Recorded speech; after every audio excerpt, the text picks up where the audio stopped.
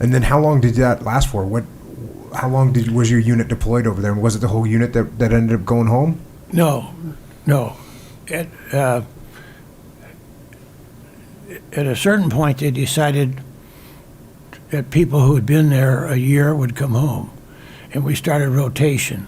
And I was one of the first ones to rotate out of my unit because I had some decorations and because I'd been there a year and et cetera. I had a lot of points, and so I was sent back. I guess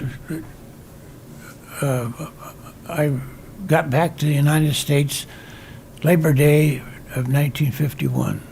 So I was evacuated.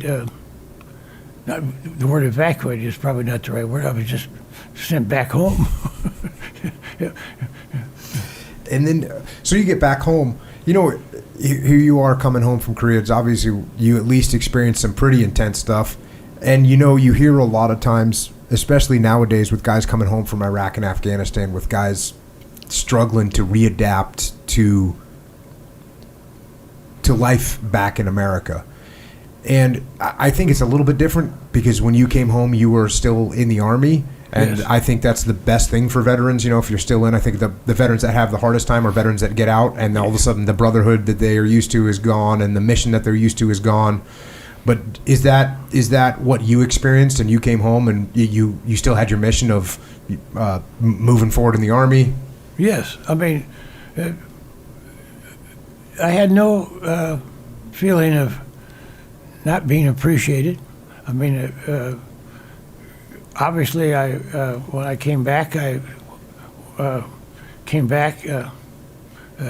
had a daughter born while I was in Korea. Scared the hell out of me. I mean, I still remember this 4-month-old child I held for the first time. First time I've ever held anybody that size. Scared the hell out of me. I mean, I was more scared about that than a lot of the things that happened to me. But anyway, I came back, went to Fort Knox. They sent me to school to learn to be a platoon leader, and then they asked me if I wanted to stay there at Fort Knox and run an officer candidate company, and I did, and so we spent several years running an officer candidate company, and then they decided they didn't need any more officer candidates at Fort Knox, so they closed that down, and I got selected to be an aide to John Waters. John Waters was General Patton's son-in-law, and a wonderful experience. Learned a lot from a real gentleman. He was a brigadier general at that time, became 2 stars, but he eventually retired as a 4-star general. And but he taught me a lot about being an officer. Not so much about leadership, but being an officer and a gentleman. He was an outstanding person, and I learned from him. I mean, you know, when you're working as an aide, you get pretty close to somebody, and I always feel very fortunate that I was able to be his aide and learn. 'Cause I don't know if you know, he's the one in the movie about General Patton sending troops in to rescue somebody in a prisoner of war camp. He was the one who was in the prisoner of war camp, and he was wounded very seriously there. But I mean, and it was quite an experience working for him for several years. That was multiple years. Pardon? Multiple years as an aide? I spent 2.5 years as his aide. So, and then as he went on to his assignments. I went on to my assignments, and one of the experiences I had in 1956, I was a company commander of a tank company in Baumholder, Germany. Yes, and he at that time was running the Military Assistance Command in Yugoslavia, and he decided to come up and visit me.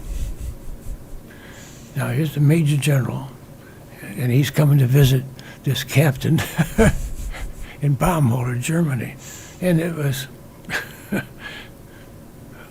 you can't believe all the other stuff that went on.